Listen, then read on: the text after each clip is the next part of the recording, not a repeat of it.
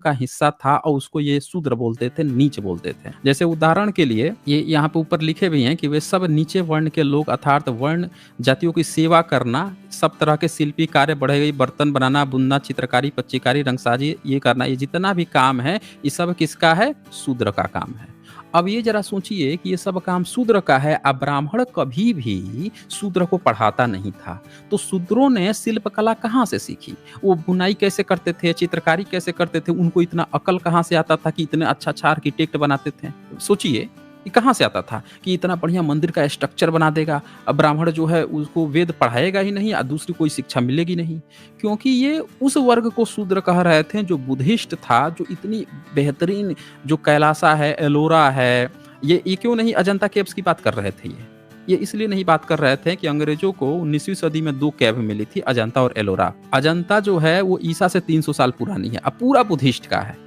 और जो एलोरा थी, इसमें क्या हुआ कि 6ठी सदी से ही बननी शुरू हुई। तो 6ठी सदी से बननी शुरू हुई तो 6ठी, 7वीं, 8वीं सदी तक बनती गई, 9वीं, 10वीं सदी तक बनती रही। अब ब्राह्मणिकल सिस्टम 12वीं, 13वीं सदी में क्या हुआ कि नहीं कब्जा कर पाया, तब भी ये कब्जा किया है अभी जब अंग्रेजों ने खोज लिया 20वीं सदी में, तब कब्जा किया। कब्जा करके लगा विष्णु विष्णु कहने, जैसे अभी बुद्धिस्टों के जो महाराष्ट्र में लेनिया है उसमें घुस के शिवलिंग रख दे रहा है, कह रहा है कि हमारा शिव जी का लिंग है, ये कैव है। तो यहाँ पे देखें, शंख स्मृति हो, वायु पुराण हो, चैप्टर 8:171, इसमें ये लिखते हैं कि ईश्वर ने शूद्रों की सेवा करने व शिल्प के द्वारा जीविका कमाने का विधान किया है। सवाल ये है कि शिल्प कला तो आसान नहीं होती है। शिल्प कला आसान है भाई, इंजीनियरिंग का काम है, ये आसान है नहीं है ना? तो ब्राह्मण जब शूद्र को पढ़ाता नहीं, वेद ही पढ़ना है, अब वेद में शिल्प कला है नहीं। वो तो खुद उज्जड़ बुद्धि कह रहा है कि हम तो, हमारा कोई वेद था, हम तो पीढ़ी दर पीढ़ी रटते थे। तो जो कभी न एक ईंट गारा न उठाया,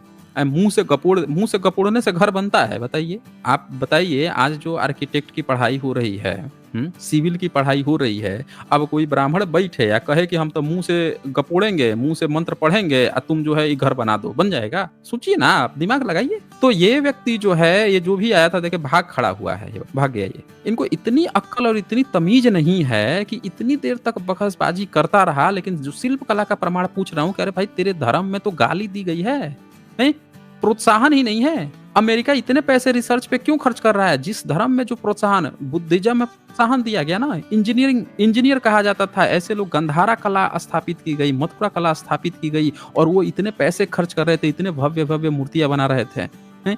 ये देख लीजिए, वायु पुराण क्या लिखता है, ये तो लिख ही दिया। और इसके बाद से देवल व मिताक्षरा, ये सब क्या कहते हैं वो भी देख लीजिए एक नजर। ये पूरा पोल खोल दिया ना, इस चैप्टर को कोई पढ़ लेगा तो आसानी से समझ जाएगा कि ब्राह्मण आज जितने मंदिर दिखा रहा है, पुराने जितने मंदिर, कैप्स, वो सारे के सारे बुद्धिस्ट के हैं। ये सारे जिसको शूद्र कह रहा है, ये बहुत हाईली टेक्निकल पढ़े लिखे लोग थे, इनसे जलता था वो ब्राह्मण, इसीलिए उनको शूद्र कहा कि तुझको हम नहीं पढ़ाएंगे वेद। अरे तेरे वेद में ज्ञान व्यान थोड़े था, क्या है उसमें, क्या सीखेगा?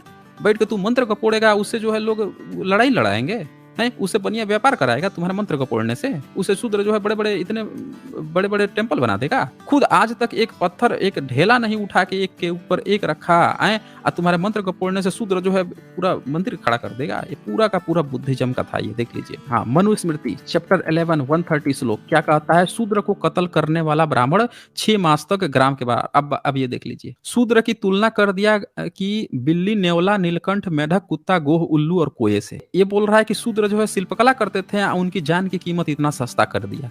भाई जो रिसर्चर होते हैं, जो वैज्ञानिक होते हैं, जो विज्ञान में ज्यादा योगदान देते हैं, उनका कीमत और बढ़ जाता है। जिनके यहाँ प्रोत्साहन होता है उनके यहाँ कीमत बढ़ जाती है। भाई एपीजे अब्दुल कलाम जब बनाए थे, परमाणु परीक्षण किए थे, तब उनसे सिर्फ और सिर्फ राष्ट्रपति मिल सकते थे, बाकी लोगों की सिक्योरिटी जांच होती थी।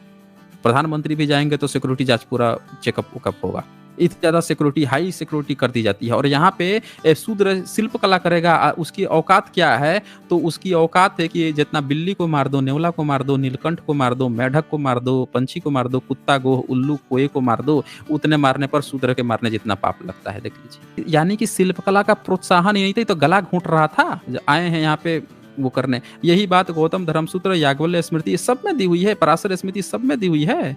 पूरा ए टू जेड देख लीजिए। पराशर स्मृति भी कह रहा है कि शिल्पी, कारीगर, शूद्र और स्त्री में से एक भी व्यक्ति हत्या करता है, वो प्रजापत्य करके या 11 बैल दे के दान मुक्त हो जाए, मतलब मुक्त हो जाएगा। मतलब हत्या को आसान बना दिया शिल्पियों का। ये आके कहानी यहाँ सुना रहे थे। इस पर तो खैर मैंने पूरा स्ट्रीम कर रखी है दोस्तों, आप उसमें पूरी डिटेल्स में आप देख सकते हैं कि किस तरह से शिल्प कला ब्राह्मण धर्म का हिस्सा ही नहीं, जलते थे शिल्पीकारों से, नीची जात बना रखा था इन्होंने। भाई देखें, जो भी डिबेट के लिए आते हैं, अगर आपके पास नहीं सबूत है तो आप ये बोल दीजिए कि मेरे पास नहीं सबूत है, अगली बार आऊंगा मैं बताने, मैं छोड़ दूंगा, मुझे कोई दिक्कत नहीं है। ऐसी स्थिति मत कीजिए कि मुझे आपको यहाँ से फिर भगाना ही पड़ जाए या आप खुद भाग खड़े हो, ठीक है ना। आप बोल दीजिए, बोल के आराम से जाइए ना, अगली बार आइए सबूत लेके। अगर आपको लगता है कि आपके यहाँ कोई शिल्प कला थी, आपके यहाँ कोई ब्राह्मण जो है शिल्पीकार था, शिल्पी बनाता था या सिखाता था, आके आइए सबूत दीजिए।